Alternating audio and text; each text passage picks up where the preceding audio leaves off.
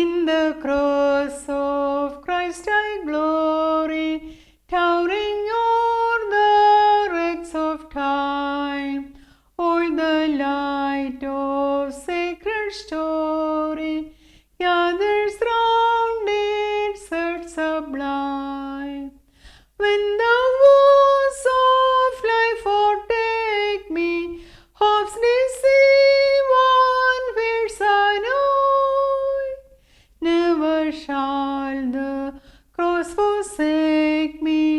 Lo, it glows with peace and joy. When the sun of bliss is beaming, light and love upon my way, from the cross the radiant streaming, our smallest dead to the day. Pain and blessing, pain and pleasure, by the cross are sanctified. Peace is there that knows no measure, joys that through all time abide.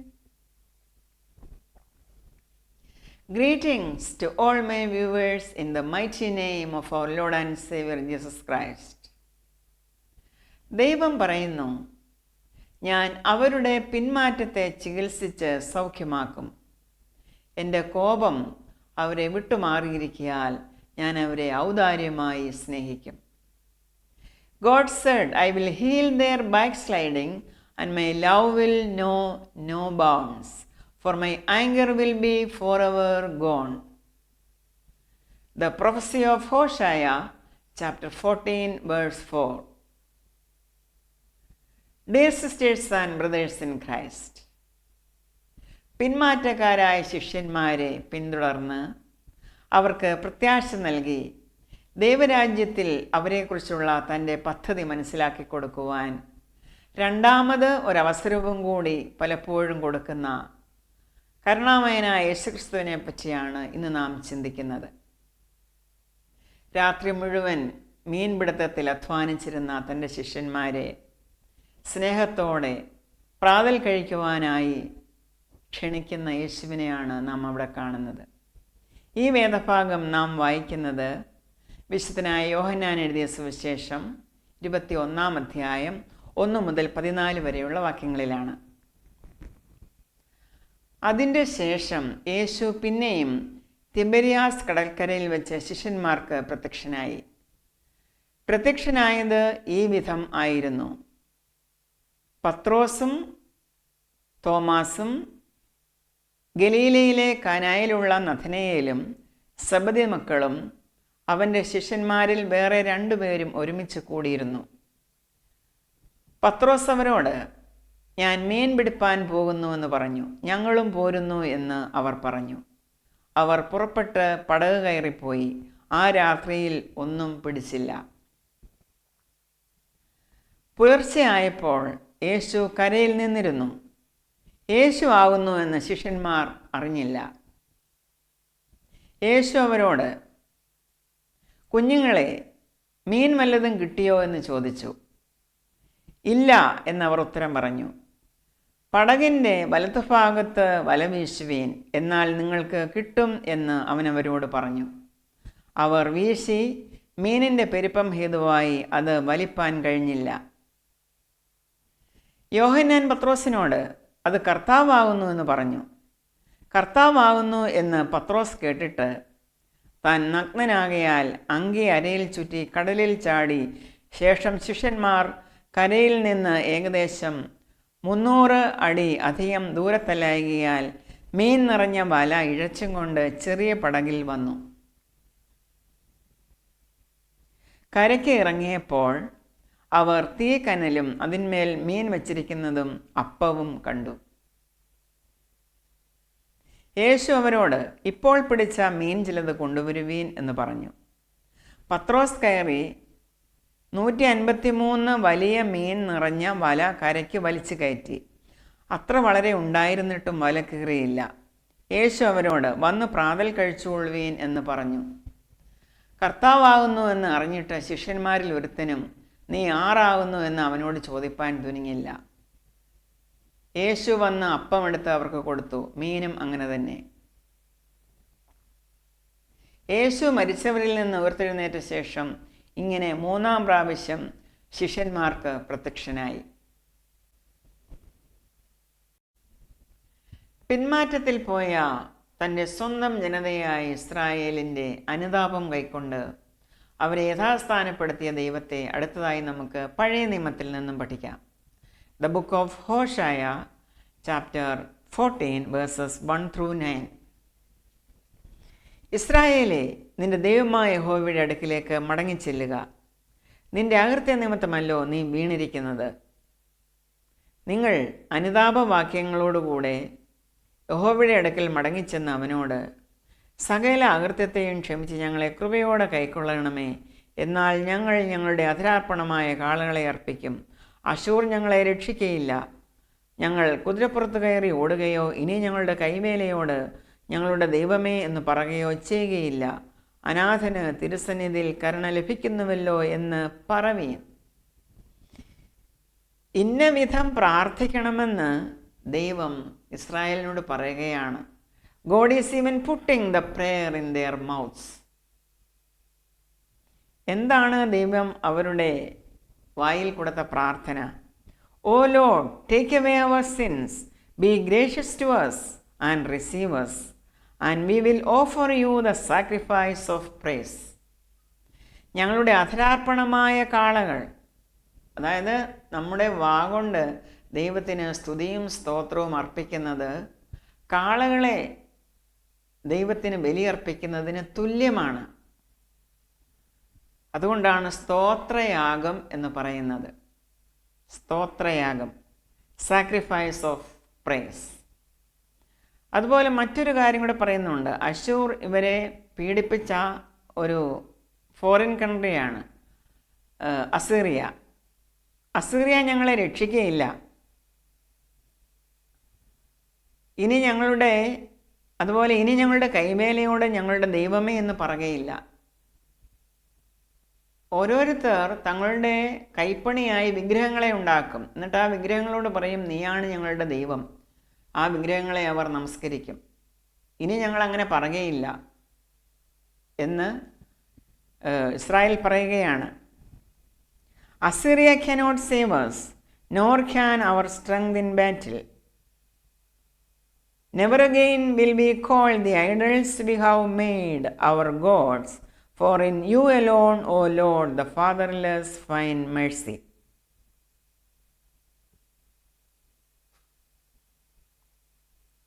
ദൈവത്തിൽ മാത്രമാണ് അനാഥന് ശരണം തേടുവാനും പറ്റുന്നത്.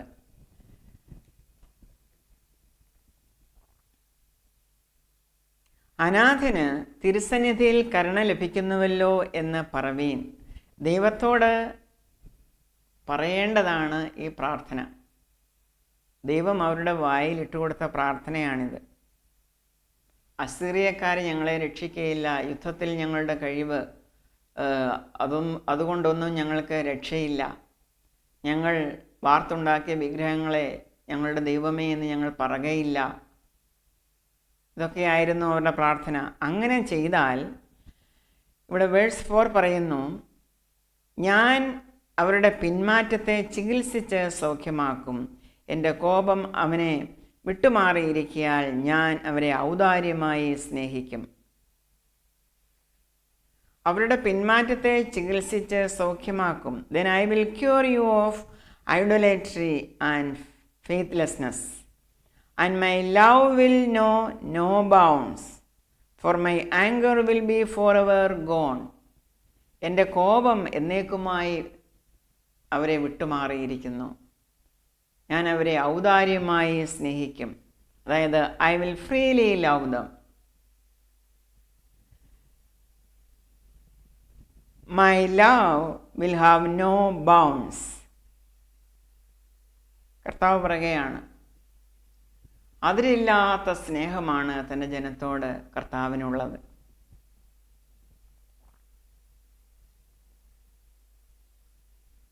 ഇനി verse 5, ഞാൻ ഇസ്രായേലിന് മഞ്ഞ് പോലെ ഇരിക്കും, അവൻ താമര പോലെ പൂത്ത് ലെബാനോൻ വനം പോലെ വേരൂന്നും, അവൻ്റെ കൊമ്പുകൾ പടരും, അവൻ്റെ ഭംഗി ഒലിവ് വൃക്ഷത്തിൻ ഭംഗി പോലെയും അവൻ്റെ വാസന ലെബാനോൻ്റേതുപോലെയും ഇരിക്കും. അവൻ്റെ നിഴലിൽ പാർക്കുന്നവർ വീണ്ടും ധാന്യം വിളയിക്കുകയും മുന്തിരിവള്ളി പോലെ തളിർക്കുകയും ചെയ്യും. അതിൻ്റെ കീർത്തി ലെബാനോനിലെ വീഞ്ഞിൻ്റേതുപോലെ ഇരിക്കും. പിന്മാറ്റം മനസ്സിലാക്കി അനുതാപത്തോടെ ദൈവത്തിങ്കിലേക്ക് തിരിയുന്നവരെ ദൈവം ഇങ്ങനെയാക്കും. ഇസ്രായേലിനോടാണ് ദൈവം ഇത് പറയുന്നത്. അത് നമ്മോടും കൂടെ ഉള്ളതാണ്.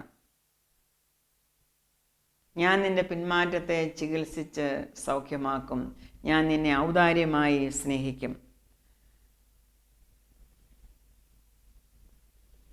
Her branches will spread out as beautiful as olive trees, fragrant as the forests of Lebanon. Her people will return from exile far away and rest beneath my shadow. They will be a watered garden and blossom like grapes and be as fragrant as the vines of Lebanon.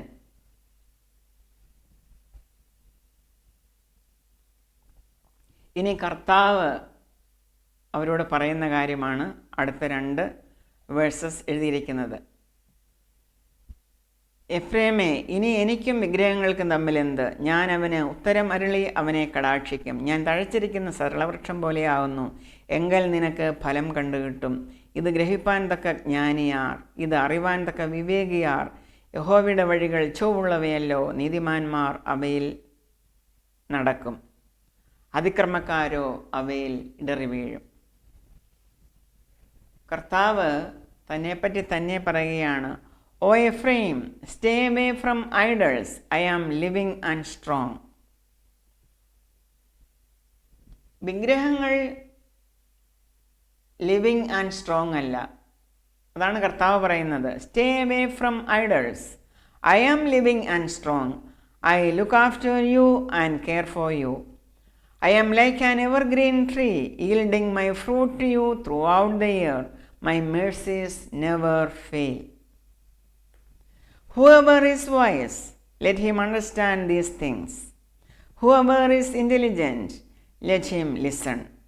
For the paths of the Lord are true and right, and good men walk along them, but sinners trying it will fail. നീതിമാന്മാർ ദൈവത്തിൻ്റെ പാതകളിൽ നടക്കും, എന്നാൽ അതിക്രമക്കാരോ അവയിൽ ഇടറി വീഴും. ഇത്ര സ്നേഹവാനായ ഒരു ദൈവത്തെയാണ് സഹോദരങ്ങളെ നാം കാണുന്നത്. നിങ്ങൾ തെറ്റിപ്പോയാൽ, പിന്മാറിപ്പോയാൽ, പിന്മാറ്റത്തിൽ പോയാൽ അനുതാപത്തോടെ തിരിച്ചു വരിക. നിങ്ങൾ തിരിച്ചു വന്നാൽ ഞാൻ നിങ്ങളുടെ പിന്മാറ്റത്തെ ചികിത്സിച്ച് സൗഖ്യമാക്കും, നിങ്ങളെ ഞാൻ ഔദാര്യമായി സ്നേഹിക്കും. ഞാൻ നിങ്ങൾക്ക് എങ്ങനെ ആയിരിക്കും എന്നാണ് കർത്താവ് പറഞ്ഞിരിക്കുന്നത്. നിങ്ങളെ ഞാൻ എങ്ങനെയാക്കും, ഞാൻ നിങ്ങൾക്ക് എങ്ങനെ ആയിരിക്കും എന്നെല്ലാം കർത്താവ് പറയുകയാണ്. യേശുവിൻ്റെ ഉയർപ്പിന് ശേഷം തികച്ചും മറ്റൊരു മാനസികാവസ്ഥയിൽ കൂടെയായിരുന്നു ശിഷ്യന്മാർ ഓരോരുത്തരും കടന്നുപോയിക്കൊണ്ടിരുന്നത്. എവിടെയും ഒരു അനിശ്ചിതത്വം. ഇത്രയും നാൾ തങ്ങളോടൊപ്പം ഉണ്ടായിരുന്ന യേശു ഇപ്പോൾ കൂടെയില്ല. പലരും തങ്ങളുടെ തൊഴിലായിരുന്ന മീൻപിടുത്തം ഉപേക്ഷിച്ചിട്ടായിരുന്നു യേശുവിനെ അനുഗമിച്ചത്. ഇനിയിപ്പോൾ എന്തു ചെയ്യും? യേശു തങ്ങൾക്ക് പറഞ്ഞു തന്നതും പഠിപ്പിച്ചതും ചെയ്ത് കാണിച്ചതുമെല്ലാം എങ്ങനെയൊന്ന് ചെയ്തു തുടങ്ങും, എങ്ങനെ അതിനായി തുനിയും? ശത്രുക്കളായ യഹൂദന്മാർ തങ്ങളെ വെറുതെ വിടുമോ? ആകെ ഒരു ആശയക്കുഴപ്പം, ആകെ ഒരു ഭയം, ഒരുപാട് സംശയങ്ങൾ, തങ്ങളുടേതായ ബലഹീനതകൾ, നിസ്സഹായത, ഇതെല്ലാം തങ്ങളെ അലട്ടുന്നുണ്ട്. ശിഷ്യന്മാർ കൂടിയിരുന്ന് ഇതൊക്കെയും പരസ്പരം സംസാരിക്കുകയായിരുന്നു. ഒടുവിൽ ശിമോൻ പത്രോസ് പറഞ്ഞു, ഞാൻ മീൻ പിടിക്കുവാൻ പോകുന്നു എന്ന്. അതാണ് നാം വേഴ്സ് 3 വായിച്ചത്. ശിമോൻ പത്രോസ് അവരോട്, ഞാൻ മീൻ പിടിപ്പാൻ പോകുന്നു എന്ന് പറഞ്ഞു. ഞങ്ങളും പോരുന്നു എന്ന് മറ്റു ശിഷ്യന്മാർ പറഞ്ഞു. അവർ പുറപ്പെട്ടു, പടക് കയറിപ്പോയി. പക്ഷേ അവരുടെ അധ്വാനം പാഴായി, പരാജയപ്പെട്ടു. സുവിശേഷകരായി ദൈവരാജ്യം പ്രസംഗിക്കുവാൻ നിയമിക്കപ്പെട്ടവരായിരുന്നു അവർ. മീൻപിടിക്കാരായി തീരുവാനായിരുന്നില്ല അവരെ പറ്റിയുള്ള ദൈവത്തിൻ്റെ ഉദ്ദേശം. മീൻ പിടിക്കുന്ന ആ തൊഴിലിൽ നിന്ന് അവരെ യേശു വിളിച്ച് വേർതിരിച്ചത് അവർ ദൈവരാജ്യത്തിൻ്റെ ആ സുവിശേഷവാഹകരായി തീരുവാനാണ്, സുവിശേഷകന്മാരായി മാറുവാനായിരുന്നു. പക്ഷേ അവർ പിന്മാറ്റത്തിൽ പോയി. പിന്മാറ്റത്തിൽ പോയ തന്നെ ശിഷ്യന്മാരെ യഥാസ്ഥാനപ്പെടുത്തുവാൻ ശ്രമിക്കുന്ന യേശുക്രിസ്തുവിനെയാണ് ഈ വേദഭാഗത്ത് നാം വായിച്ചു കേട്ടത്. വീണ്ടും വീണ്ടും അവസരങ്ങൾ നൽകുന്ന, നമ്മുടെ തെറ്റുകൾ ക്ഷമിക്കുന്ന, തൻ്റെ ഉദ്ദേശ നിവൃത്തിക്കായി സ്നേഹത്താൽ നമ്മെ യഥാസ്ഥാനപ്പെടുത്തുന്ന യേശുക്രിസ്തു.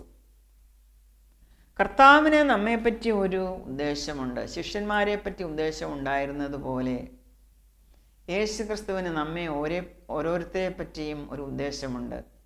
ആ ഉദ്ദേശ നിവൃത്തിക്കായി നാം പിന്മാറ്റത്തിൽ പോകുന്ന അവസ്ഥയിൽ നാം എത്ര ദൂരവേ പോയാലും അവിടെ നമ്മെ തേടി എത്തുന്ന ഒരു ദൈവത്തെയാണ് ഈ വേദഭാഗത്തൂടെ നാം മനസ്സിലാക്കേണ്ടത്. ആ ശിഷ്യന്മാരെ തിരക്കി ദൂരവേ ആ കടലിലേക്ക് ആ രാത്രിയിൽ തന്നെ അവരെ തിരക്കി ഇറങ്ങിയ ആ ദൈവസ്നേഹം, ഹിസ് അമേസിംഗ് ലവ്. രാത്രിയിൽ തന്നെ യേശു അവരെ തിരക്കി ഇറങ്ങി. പക്ഷെ അവർ യേശുവിനെ കണ്ടത് പുലർച്ചെയാണ്. തന്നെ വിട്ട് പിന്മാറ്റത്തിൽ പോയി ശിഷ്യന്മാരെ തിരക്കി രാത്രിയിൽ തന്നെ യേശു ഇറങ്ങി. എന്താണ് അവർ ചെയ്യുന്നത്? അവരെ യഥാസ്ഥാനപ്പെടുത്തുവാനായിട്ടാണ് യേശു അവിടെ വന്നത്. ഈ യേശു ഇന്ന് നമ്മെ ഓരോരുത്തരെയും നാം വഴിതെറ്റിപ്പോയ ഇടത്തേക്ക് തേടി വന്ന്, അത് രാത്രിയെന്നോ പകലെന്നോ, നാം ഏത് സ്ഥലത്താണ് പോയത്, കടലിലാണോ കരയിലാണോ, ഏത് പ്രതികൂല അവസ്ഥയിൽ നാം ആയിരുന്നാലും നാം ആയിരിക്കുന്ന ഇടത്തേക്ക് നമ്മെ തേടിയെത്തുന്ന യേശുവിനെയാണ് നാം കാണുന്നത്. രണ്ടാമതായി ഈ വേദഭാഗത്ത് നാം മനസ്സിലാക്കുന്നത്, രാത്രി മുഴുവൻ അധ്വാനിച്ച് വിശന്ന് ക്ഷീണിച്ച് വലഞ്ഞവർക്ക് ഭക്ഷണം ഒരുക്കി കാത്തിരിക്കുന്ന യേശു. യേശു അവരുടെ വിശപ്പും അവരുടെ ദാഹവും എല്ലാം മനസ്സിലാക്കി. കാരണം തൻ്റെ ശിഷ്യന്മാർ രാത്രി മുഴുവൻ അധ്വാനിക്കുകയായിരുന്നു. വന്ന് പ്രാതൽ കഴിച്ചുകൊള്ളുവീൻ, കം ആൻഡ് ഹാവ് ബ്രേക്ക്ഫാസ്റ്റ്. എത്ര സ്നേഹത്തോടെയുള്ള വിളിയാണത്! യേശു അവരെ ക്ഷണിക്കുകയാണ്. ഈ ക്ഷണം ഇന്നും നമ്മുടെ കാതുകളിൽ യേശുവിൻ്റെ ക്ഷണമായി നാം സ്വീകരിക്കണം. കാരണം നാം പിന്മാറിപ്പോകുന്ന ഇടത്തേക്ക് നമ്മുടെ കർത്താവ് വന്ന് നമ്മെ തൻ്റെ സ്നേഹത്തിലേക്ക്, തൻ്റെ കൂട്ടായ്മയിലേക്ക് ക്ഷണിക്കുകയാണ്. നമുക്കറിയാം, ഇവിടെ 8 പേർക്കുള്ള ഭക്ഷണം മുഴുവൻ യേശുവാണ് ഉണ്ടാക്കിയത്. വേഴ്സ് 9 നാം വായിക്കുന്നു, അവർ കരയ്ക്ക് വന്നപ്പോൾ തീക്കനലും അതിന്മേൽ മീൻ വച്ചിരിക്കുന്നതും അപ്പവും കണ്ടു എന്ന്. യേശു ഭക്ഷണം ഉണ്ടാക്കി വെച്ചിട്ടാണ് അവിടെ നിൽക്കുന്നത്. നേരം പുലർന്നപ്പോഴാണ് ശിഷ്യന്മാർ യേശുവിനെ ഐഡൻറ്റിഫൈ ചെയ്തത്. അപ്പോൾ അവർ വരുമ്പോഴേക്കും അവർക്ക് കൊടുക്കുവാൻ തക്കവണ്ണം ഭക്ഷണം പാകം ചെയ്ത് അവിടെ വെച്ചിരുന്നു. Bread and roast fish for breakfast. യേശുവിനോടൊപ്പം ഭക്ഷണം കഴിക്കാനാണ്, അല്ലെങ്കിൽ അവനുമായിട്ടുള്ള കൂട്ടായ്മയിലേക്കാണ് യേശു നമ്മെ വിളിക്കുന്നത്. ജീവൻ്റെ അപ്പമായ അവൻ തന്നോടൊപ്പം തൻ്റെ കൂട്ടായ്മയിലേക്ക് നമ്മെ ക്ഷണിക്കുകയാണ്. യേശു തന്നെയാണ് ബ്രെഡ് ഓഫ് ലൈഫ്, ജീവൻ്റെ അപ്പം. യേശു അവർക്ക്, ആ ശിഷ്യന്മാർക്ക് പച്ചമീൻ കൊടുക്കാതെ അത് തീക്കനലിൽ റോസ്റ്റ് ചെയ്ത് കൊടുത്തു. അതായത് അങ്ങനെ റോസ്റ്റ് ചെയ്ത് കൊടുത്തത് തൻ്റെ സ്നേഹമാണ് അതിൽ കൂടെ പ്രകടമാക്കിയത്. തൻ്റെ സ്നേഹാഗ്നിയിൽ അത് പാകപ്പെടുത്തി, മയപ്പെടുത്തി, രുചിയുള്ളതാക്കി ശിഷ്യന്മാർക്ക് കൊടുക്കുകയാണ് യേശു ചെയ്തത്. എത്ര സ്നേഹത്തോടെയുള്ള ആ വിളിയാണ്, വന്ന് പ്രാതൽ കഴിച്ചുകൊള്ളുവീൻ, കം ആൻഡ് ഹാവ് ബ്രേക്ക്ഫാസ്റ്റ്. ഇത്ര സ്നേഹവാനായ ഒരു ദൈവത്തെ, പ്രിയ സഹോദരങ്ങളെ, ഈ ദൈവത്തിൻ്റെ വിളിയെ നിങ്ങൾ ശ്രമിക്കുമോ? ആ 7 ശിഷ്യന്മാരെ പോലെ രാത്രി മുഴുവനും അധ്വാനിച്ച് സ്വപ്രയത്നത്താൽ എന്തെങ്കിലും നേടിയെടുക്കാമെന്ന് നാം കരുതുന്നുണ്ടെങ്കിൽ അത് ദയനീയമായ പരാജയത്തിലേക്ക് കലാശിക്കുകയുള്ളൂ. We will have multiple sorrows of a wasted life. ദൈവത്തെ കൂടാതെയുള്ള നമ്മുടെ പ്രവൃത്തി, ദൈവത്തിൻ്റെ പദ്ധതിയിൽ നിന്ന് നാം പിന്മാറിപ്പോയി നമ്മുടേതായ പ്രവൃത്തികൾ ചെയ്യുമ്പോൾ we will have multiple sorrows of a wasted life. എന്നാൽ യേശുവിൻ്റെ വാക്കിൽ പ്രവർത്തിച്ചാൽ, യേശുവിനോടൊപ്പം പ്രയത്നിച്ചാൽ നമുക്ക് ലഭിക്കുന്നത് മൾട്ടിപ്ലൈഡ് ബ്ലെസ്സിങ്സ് ആയിരിക്കും.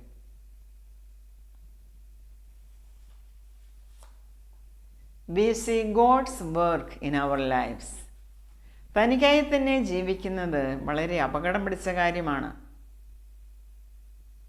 യേശുവിനായി ജീവിക്കുമ്പോഴാണ് നിലനിൽക്കുന്നത് നാം നേടി എന്ന തൃപ്തിയും സന്തോഷവും നമുക്ക് ലഭിക്കുകയുള്ളൂ. തനിക്കായി തന്നെ ജീവിക്കുന്നവന് മോഹഭംഗം, നിരാശ, എല്ലാം വിഫലമായല്ലോ എന്ന തോന്നൽ, ഇതൊക്കെ ഉണ്ടാകുന്നു. എന്നാൽ യേശുവിനോട് നാം ഡിവോട്ടഡ് ആണെങ്കിൽ, നാം അനുഭവിച്ചറിഞ്ഞ ആ സ്നേഹവാനായ ദൈവത്തെ കൊടുക്കുവാൻ നാം തിടുക്കം കാണിക്കും. ആ ശിഷ്യന്മാർക്ക് ഈ തിരിച്ചറിവാണ് യേശു കൊടുത്തത്. ദൈവത്തിൻ്റെ സ്നേഹം അറിയുന്നവർക്ക് മാത്രമേ ആ ദൈവസ്നേഹത്തെ മറ്റുള്ളവർക്ക് പകർന്നു കൊടുക്കുവാൻ കഴിയുകയുള്ളൂ. യേശു അവരെ എത്രമാത്രം സ്നേഹിച്ചു, ആ സ്നേഹത്തിൽ കൂടെ അവർ അവരുടെ ദൗത്യത്തിൽ ഉറയ്ക്കുകയാണ് ചെയ്തത്. അവരുടെ ദൗത്യം അവർ തിരിച്ചറിഞ്ഞു, ആ ദൗത്യത്തിൽ അവർ ഉറച്ചു. ഈ ദൈവസ്നേഹം മറ്റുള്ളവർക്ക് പറഞ്ഞു കൊടുക്കുവാൻ, ആ ദൈവരാജ്യത്തിൻ്റെ ആ പ്രമാണം മറ്റുള്ളവരിലേക്ക് പകർന്നു കൊടുക്കുവാൻ ശിഷ്യന്മാർ തയ്യാറായി. അവർ പിന്മാറ്റത്തിൽ നിന്നും തിരിച്ചു വന്നു.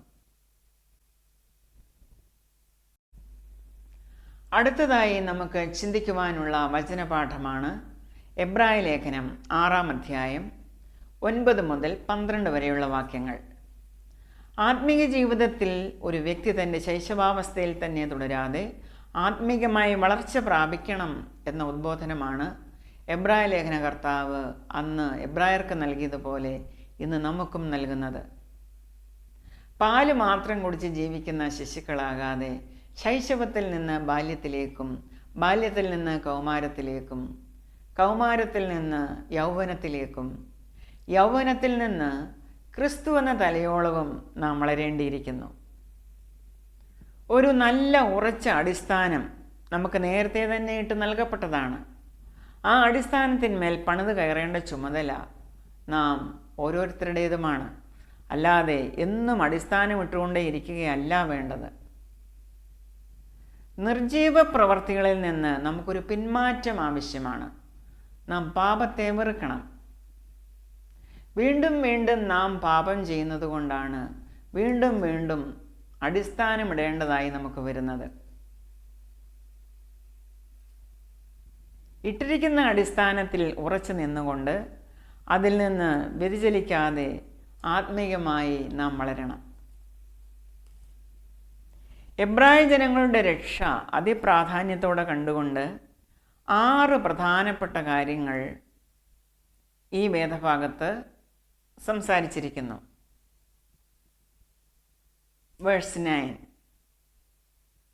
എന്നാൽ പ്രിയമുള്ളവരെ, ഞങ്ങൾ ഇങ്ങനെ സംസാരിക്കുന്നുവെങ്കിലും നിങ്ങളെക്കുറിച്ച് ശുഭമേറിയതും രക്ഷയ്ക്കുതകുന്നതും വിശ്വസിക്കുന്നു.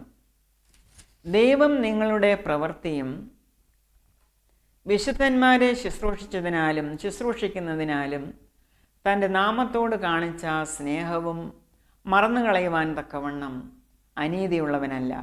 എന്നാൽ നിങ്ങൾ ഓരോരുത്തൻ പ്രത്യാശയുടെ പൂർണ്ണനിശ്ചയം പ്രാപിപ്പാൻ അവസാനത്തോളം ഒരുപോലെ ഉത്സാഹം കാണിക്കണമെന്ന് ഞങ്ങൾ ആഗ്രഹിക്കുന്നു. അങ്ങനെ നിങ്ങൾ മന്ദതയുള്ളവരാകാതെ വിശ്വാസത്താലും ദീർഘക്ഷമയാലും വാഗ്ദത്തങ്ങളെ അവകാശമാക്കുന്നവരുടെ അനുയായികളായിത്തീരും. ഇവിടെ ഒന്നാമതായി നാം കാണുന്നത് രക്ഷയിൽ നിന്നും വിട്ടുപോകുന്ന ഒന്നിലും പെടാതെ അതിന് തന്നെ ഊന്നൽ കൊടുത്തുകൊണ്ടുള്ള നമ്മുടെ നിലനിൽപ്പാണ്. രണ്ടാമതായി നമുക്ക് കാണുവാൻ കഴിയുന്നത് രക്ഷയിൽ നിന്ന് ഉത്ഭവിക്കുന്ന വിഷയങ്ങളുടെ ആസ്വാദനമാണ്. മൂന്നാമതായി രക്ഷയുടെ അനുഭവത്തിൽ ജീവിക്കുന്നവരിലുള്ള നമ്മുടെ പ്രത്യാശയാണ്. അത് വളരെ വലുതാണ്. രക്ഷയിൽ നിന്ന് വിട്ടുപോവുകയോ വ്യതിചലിക്കുകയോ ചെയ്യുന്നത് എത്ര അപകടമാണ്, അതെത്ര നിരാശാജനകമാണ്. നാലാമതായി രക്ഷയുടെ അനുഭവത്തിൽ ജീവിക്കുന്നവർക്ക് മാത്രമേ വിശുദ്ധന്മാരെ ശുശ്രൂഷിക്കുവാൻ സാധിക്കുകയുള്ളൂ. സ്നേഹത്തിലൂന്നിയ നിങ്ങളുടെ ഈ പ്രവൃത്തി ദൈവം മറന്നുകളകയില്ല. കാരണം അത് ദൈവത്തോട് തന്നെ നിങ്ങൾക്കുള്ള സ്നേഹപ്രകടനമാണ്. നമുക്കതിനുള്ള കഴിവും അവസരവും ലഭ്യമായിരിക്കുമ്പോഴെല്ലാം നാം ആ വേല തുടരണം.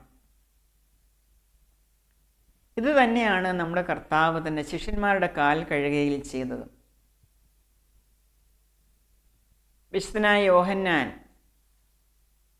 സുവിശേഷം എഴുതിയപ്പോൾ അതിൻ്റെ 13-ാം അധ്യായം 12 മുതൽ 17 വരെയുള്ള വാക്യങ്ങളിൽ യേശുക്രിസ്തു എന്താണ് ചെയ്തത്, യേശുക്രിസ്തുവിൻ്റെ ആ ശുശ്രൂഷ എന്തായിരുന്നു എന്ന് നമുക്ക് കാണാം. എന്ത് മാതൃകയാണ് യേശുക്രിസ്തു നമുക്ക് വിച്ചേച്ചു പോയത് എന്ന്. യേശു അവരുടെ കാൽ കഴുകിയിട്ട് വസ്ത്രം ധരിച്ച് വീണ്ടും ഇരുന്ന് അവരോട് പറഞ്ഞത്, ഞാൻ നിങ്ങൾക്ക് ചെയ്തത് ഇന്നത് എന്നറിയുന്നുവോ? നിങ്ങൾ എന്നെ ഗുരുവെന്നും കർത്താവെന്നും വിളിക്കുന്നു. ഞാൻ അങ്ങനെ ആകൊണ്ട് നിങ്ങൾ പറയുന്നത് ശരി. കർത്താവും ഗുരുവുമായ ഞാൻ നിങ്ങളുടെ കാൽ കഴുകിയെങ്കിൽ നിങ്ങളും തമ്മിൽ കാൽ കഴുകേണ്ടതാകുന്നു. ഞാൻ നിങ്ങൾക്ക് ചെയ്തതുപോലെ നിങ്ങളും ചെയ്യേണ്ടതിന് ഞാൻ നിങ്ങൾക്ക് ദൃഷ്ടാന്തം തന്നിരിക്കുന്നു.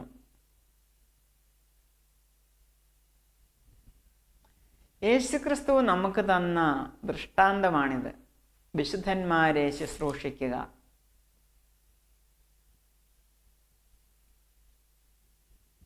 നമ്മുടെ സഹവിശുദ്ധന്മാരാണവർ, സഹവിശ്വാസികൾ, ഒരേ അപ്പത്തിൻ്റെ അംശികൾ. എങ്ങനെയാണ് അവരെ ശുശ്രൂഷിക്കേണ്ടത്? അതാണ് ഇവിടെ കാണിച്ചിരിക്കുന്നത്. അഞ്ചാമതായി, അങ്ങനെ ഉത്സാഹം കാണിക്കുന്നവർ പ്രത്യാശയുടെ പൂർണ്ണ നിശ്ചയം പ്രാപിക്കും. They shall attain to the full assurance of hope in the end. ആറാമതായി, ഇങ്ങനെയുള്ളവർ ദൈവവാഗ്ദത്തങ്ങളെ അവകാശമാക്കും. നിങ്ങളുടെ വിശ്വാസത്തിൽ ദീർഘക്ഷമയോടെ നിങ്ങൾ നിലനിന്നതിനാലാണ് അത് സാധ്യമായത്. You shall be partakers of the blessedness of God, His inheritance in heaven.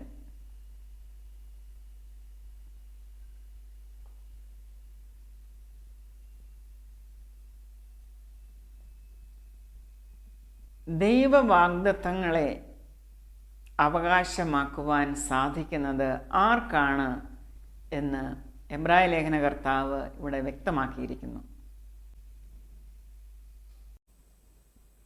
പിന്മാറ്റത്തിൽ നിന്ന് ദൈവം നമ്മെ യഥാസ്ഥാനപ്പെടുത്തുമ്പോൾ നാം മറ്റുള്ളവരെ എങ്ങനെയാണ് യഥാസ്ഥാനപ്പെടുത്തേണ്ടത് എന്നും യഥാസ്ഥാനപ്പെട്ടവർ ഈ ലോകത്തിൽ എങ്ങനെയായിരിക്കണമെന്നും വിശുദ്ധനായ പൗലോസ് അപ്പോസ്തലൻ നമ്മെ പഠിപ്പിക്കുന്ന വചനപാഠമാണ് അടുത്തത്.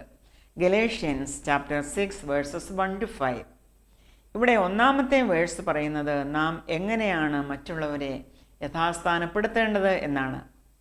സഹോദരന്മാരെ, ഒരു മനുഷ്യൻ വല്ല തെറ്റിലും അകപ്പെട്ടു പോയെങ്കിൽ ആത്മീകരായ നിങ്ങൾ അങ്ങനെയുള്ളവനെ സൗമ്യതയുടെ ആത്മാവിൽ യഥാസ്ഥാനപ്പെടുത്തുവീൻ. നീയും പരീക്ഷയിൽ അകപ്പെടാതിരിപ്പാൻ സൂക്ഷിച്ചുകൊള്ളുക. അടുത്ത വാക്യങ്ങൾ പറയുന്നത് യഥാസ്ഥാനപ്പെട്ടവർ ഈ ലോകത്തിൽ എങ്ങനെ വർത്തിക്കണം എന്നാണ്. തമ്മിൽ തമ്മിൽ ഭാരങ്ങളെ ചുമപ്പീൻ, ഇങ്ങനെ ക്രിസ്തുവിൻ്റെ ന്യായപ്രമാണം നിവർത്തിപ്പീൻ. താൻ അല്പനായിരിക്കെ മഹാനാകുന്നു എന്ന് ഒരുത്തൻ നിരൂപിച്ചാൽ തന്നെ താൻ വഞ്ചിക്കുന്നു. ഓരോരുത്തൻ താൻ്റെ പ്രവൃത്തിയെ ശോധന ചെയ്യട്ടെ. എന്നാൽ അവൻ തൻ്റെ പ്രശംസ മറ്റൊരുത്തനെ കാണിക്കാതെ തന്നിൽ തന്നെ അടക്കി വയ്ക്കും. ഓരോരുത്തൻ താൻ്റെ ചുമട് ചുമക്കുമല്ലോ. ഈ വാക്യങ്ങളിൽ ഭാരത്തിൻ്റെ കാര്യമാണ് പറഞ്ഞിരിക്കുന്നത്. ചുമട്, ഭാരം, ലോഡ്. ഈ ഇംഗ്ലീഷ് വാക്കുകൾക്ക് 2 ഗ്രീക്ക് വാക്കുകളാണ് ഈ വാക്യങ്ങളിൽ കൊടുത്തിരിക്കുന്നത്. ഇവിടെ രണ്ടാമത്തെ വാക്യത്തിൽ കാണുന്ന തമ്മിൽ തമ്മിൽ ഭാരങ്ങളെ ചുമപ്പീൻ, അല്ലെങ്കിൽ we are to bear one another's burdens because we are fellow travellers. ഒരുമിച്ച് യാത്ര ചെയ്യുന്നവരായ നാം തമ്മിൽ തമ്മിൽ ഭാരങ്ങളെ ചുമപ്പീൻ. അത് എന്തിനാണ് ഒരുവൻ മറ്റൊരുവൻ്റെ ഭാരം ചുമക്കുന്നത്? അതവന് ചുമക്കുവാൻ സാധിക്കുന്നതിലും കൂടുതലായതുകൊണ്ടാണ്. അതിന് നമുക്ക് പറയാം ഓവർവെർമിംഗ് ബേർഡൻ അല്ലെങ്കിൽ ഹെവി ബേർഡൻ. ഇതിന് ഗ്രീക്കിൽ പറയുന്ന വാക്ക് ബാരോസ് എന്നാണ്. ബാരോസ്. ഭാര കൂടുതൽ ഉള്ളതുകൊണ്ട് വേറൊരുവൻ അത് വഹിക്കുവാൻ സഹായിക്കുന്നു. അതേസമയം വേഴ്സ് 5 പറയുന്ന ഓരോരുത്തൻ താൻ്റെ ചുമട് ചുമക്കുമല്ലോ, each of us will have to bear our own load. അവിടെ പറഞ്ഞിരിക്കുന്ന ഗ്രീക്ക് വാക്ക് ഫോർട്ടിയോൺ എന്നാണ്. ഒരു പട്ടാളക്കാരൻ തൻ്റെ പുറത്ത് ചുമന്ന് നടക്കേണ്ട സ്റ്റാൻഡേർഡ് കാർഗോ അല്ലെങ്കിൽ സോൾജേഴ്സ് പാക്ക്, അതാണ് ഫോർട്ടിയോൺ. This weight is more reasonable, more manageable. അതായത് ക്രിസ്തുവിലുള്ളവർ തനിയെ ഉത്തരവാദിത്വം ഏറ്റെടുക്കേണ്ട സംഗതികളുണ്ട്. അത് മറ്റാരുടെയും മേൽ ഇടേണ്ടതല്ല. അവരുടെ സഹായമോ അവരുടെ പങ്കാളിത്തമോ ഇക്കാര്യത്തിൽ ആവശ്യപ്പെടരുത്. ഈ കാര്യങ്ങൾക്ക് അല്ലെങ്കിൽ ഈ ചുമടിന് താൻ തന്നെയാണ് ഉത്തരവാദി. അതായത് ദൈവം നമ്മോട് എന്ത് ചെയ്യണമെന്നാണോ അല്ലെങ്കിൽ എന്ത് വഹിക്കണമെന്നാണോ പറഞ്ഞിരിക്കുന്നത്, അതിൻ്റെ ഉത്തരവാദിത്വം നമുക്ക് തന്നെയാണ്. We need to take responsibility for what Jesus has asked us to carry. പരിശുദ്ധാത്മാവ് വിശ്വാസത്താൽ നമ്മിൽ വസിക്കുമ്പോൾ, അഥവാ നാം ദൈവത്തിന് പ്രസാദകരമായ കാര്യങ്ങളിൽ വ്യാപൃതരായിരിക്കുമ്പോൾ അതിൻ്റെ ഫലം വലുതായിരിക്കും.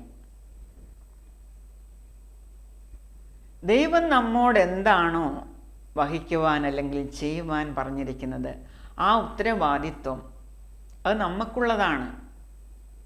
നാം തന്നെയാണ് അതിൻ്റെ ഉത്തരവാദികൾ. ഉത്തരവാദിത്വം ഏറ്റെടുക്കേണ്ടത് നമ്മൾ തന്നെയാണ്. അത് മറ്റുള്ളവരുമായി ഷെയർ ചെയ്യുവാനോ പങ്കുവയ്ക്കുവാനോ ഉള്ളതല്ല. ദൈവം നമ്മോടാണ് അതിൻ്റെ കണക്ക് ചോദിക്കുന്നത്. കാരണം നമുക്ക് എടുക്കാവുന്ന അത്ര വെയിറ്റ് ഉള്ളതിന് this wait is more reasonable and more manageable. അതുകൊണ്ടാണ് ഒരു സോൾജേഴ്സ് പാക്കിൻ്റെ കൂട്ട് അത് നമുക്ക് ഉത്തരവാദിത്വം തന്നിരിക്കുന്നത്, നമ്മെ ഏൽപ്പിച്ചിരിക്കുന്ന താലന്ത്. അതിൻ്റെ ഉത്തരവാദിത്വം, അത് വ്യാപാരം ചെയ്യേണ്ടത് നാം തന്നെയാണ്. ദൈവം നമ്മോടാണ് അതിൻ്റെ കണക്ക് ചോദിക്കുന്നത്. അത് വേറൊരാൾക്ക് കൊടുത്തു അല്ലെങ്കിൽ വേറൊരാളെ ഏൽപ്പിച്ചു എന്ന് പറയുവാൻ നമുക്ക് അവകാശമില്ല. നാം തന്നെ ചുമക്കേണ്ട ഭാരമാണത്. അതേസമയം യഥാസ്ഥാനപ്പെട്ട നാം സഹയാത്രികർ ആയിരിക്കുമ്പോൾ മറ്റുള്ളവരെ സഹായിക്കണം. അവർക്ക് അവരുടെ ഭാരം കൂടുതലാണെങ്കിൽ അത് വഹിക്കുവാൻ അവരെ സഹായിക്കണം. നാം ഷെയർ ചെയ്യണം. അതാണ് ഇവിടെ പറഞ്ഞിരിക്കുന്നത്. പ്രിയ സഹോദരങ്ങളെ, അങ്ങനെ ദൈവം നമുക്ക് തരുന്ന ഓരോ സെക്കൻഡ് ചാൻസും മനസ്സിലാക്കി ദൈവത്തിലേക്ക് മടങ്ങി വന്ന് അവൻ്റെ ദൗത്യം ഈ ഭൂമിയിൽ നിർവഹിക്കുവാനും മറ്റുള്ളവരുടെ ഭാരങ്ങൾ ചുമക്കുവാൻ തയ്യാറാകുകയും നാം ചെയ്യണം. അങ്ങനെ നാം തയ്യാറാകണം. അപ്പോൾ തന്നെ നമ്മെ ഓരോരുത്തരെയും വ്യക്തിപരമായി ചുമതലപ്പെടുത്തിയിരിക്കുന്ന കാര്യങ്ങൾ, ഉത്തരവാദിത്തങ്ങൾ അത് നാം നിറവേറ്റണം. അതിൻ്റെ ഉത്തരവാദിത്വം നമുക്കുള്ളതാണ്. കാരണം പിന്മാറ്റത്തിൽ നിന്നും മഹാകാരുണ്യവാനായ ദൈവം നമ്മെ യഥാസ്ഥാനപ്പെടുത്തിയിരിക്കുകയാണ്. അപ്പോൾ ആ സ്നേഹവാനായ ദൈവത്തോട് നമുക്ക് എങ്ങനെയാണ് നന്ദി പറയേണ്ടത്? നാം സ്തോത്രയാഗം അർപ്പിച്ചുകൊണ്ട്, സാക്രിഫൈസ് ഓഫ് പ്രേസ് അർപ്പിച്ചുകൊണ്ട് ദൈവസന്നിധിയിൽ നമ്മെ ദൈവം ഏൽപ്പിച്ചിരിക്കുന്ന ഉത്തരവാദിത്വം നാം തന്നെ വഹിച്ചുകൊണ്ട് അതേസമയം തന്നെ മറ്റുള്ളവരുടെ ഭാരം ചുമന്നുകൊണ്ട് നാം ആയിരിക്കുവാൻ ദൈവം നമുക്ക് ഇടയാക്കട്ടെ. May the grace of our Lord Jesus Christ be with you till we meet again. I bless you in Jesus' name. Amen.